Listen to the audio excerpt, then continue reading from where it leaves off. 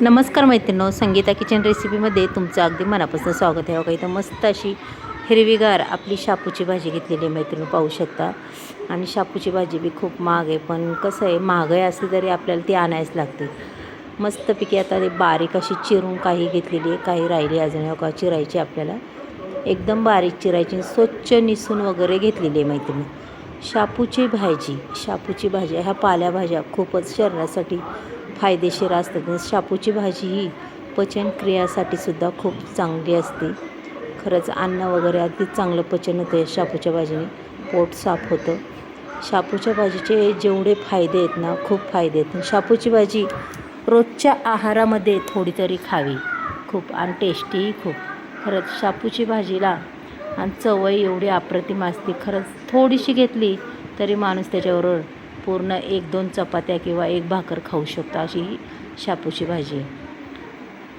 चला मैत्रिणींनो, शापूची भाजी आपण एकदम बारीक कट करून घेऊया. का अशा पद्धतीने पूर्ण कट. आणि शापूच्या भाजीचं कसं आहे, शिजवली तरी ती काय एवढी कमी होत नाही, ती जास्तच राहते. तशी मेथीची भाजी शिजवली की उगाच थोडीशी होती, तशी शापूची भाजी काय होत नाही. हो का, मस्तपैकी आता ही नेसून वगैरे घेतलेली आहे.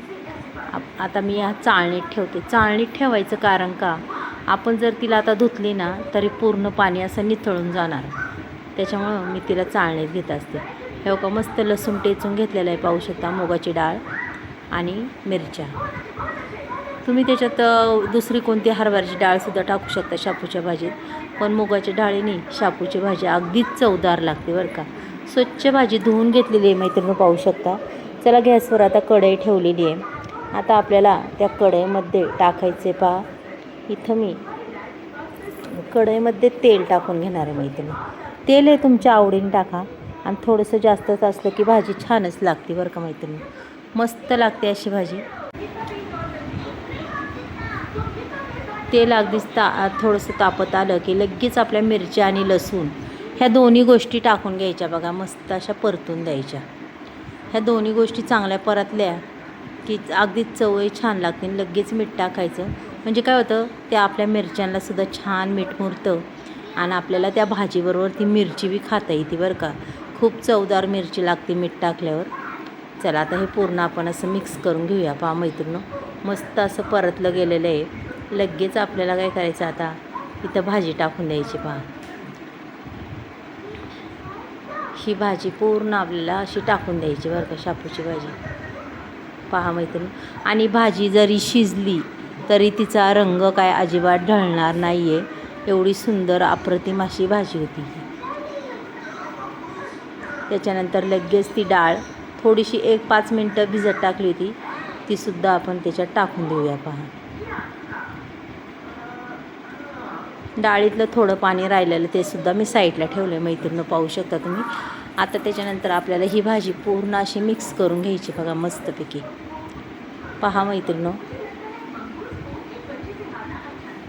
आणि अक्षरशः 5 मिनटाच्या आत ही भाजी तयार होते. काही टाईम लागत नाही, खायला बी खूप चवदार, आणि तिला पाणी सुटायला काही टाईम लागत नाही. बघा, पाणी बी सुटले दिसतच असेल तुम्हाला मैत्रिणी. चला, भाजी पूर्ण हलवून घेऊया मस्तपैकी. शापूची भाजी ह्या प्रत्येक कोणत्याही पालेभाज्या असल्या तर अगदीच सगळ्यांच्या आवडीच्या असतात, सगळ्यांना खूप आवडतात. आणि पालेभाज्या खात जा, खूप चांगल्या असतात, शरीरासाठी खूप फायदेशीर. चला, पूर्ण ही भाजी अशी हलवून घेऊया. पहा मस्त. आणि त्याच्यावर आपण 2 मिनटं झाकण ठेवूया. 2 मिनटांनी मैत्रिणी पुन्हा पाहिजे. पहा, थोडीशी कमी झालेली आहे, जास्तही नाही झाली, पण आता आपण फास्ट गॅस करून ती भाजी पूर्ण अशी हलवून घेऊया. तिलाही शिजायला मैत्रिणी टाईम लागत नाही, अगदी झटकनी पटकनी मस्तपैकी. आता ही भाजी आपण अशी खालवर करूया, फास्ट गॅस करून मैत्रिणी. अशा पद्धतीने तिला खालवर करायची की ते पाणी पूर्ण असं सुकून निघतं. पहा, आणि आपल्या भाजीचा रंग बी पहा आहे असाच आहे, अजिबात रंग ढळलेला नाही आहे. आणि मस्तपैकी त्याच्यात ती डाळ अगदी सरभरीत अशी छान दिसते. तुम्हाला जर वाटलं ना, त्याच्या शेंगदाण्याचा कुटही टाकू शकता, अजूनच छान चव लागते मैत्रिणी. पाहू शकता तुम्ही इथं भाजीचा चवेला अप्रतिम लागते.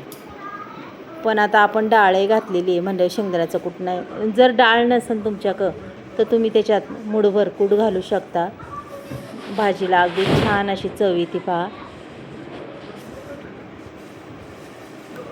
चला मैत्रिणींनो, भाजी पहा पूर्ण अशी कोरडी झालेली आहे आपली, छान अशी कोरडी झालेली आहे. पहा बरं, वाटते का नाही छान मैत्रिणींनो? आवडली तर नक्कीच सांगा. चला मैत्रिणींनो, उद्या भेटूया आपण. बाय.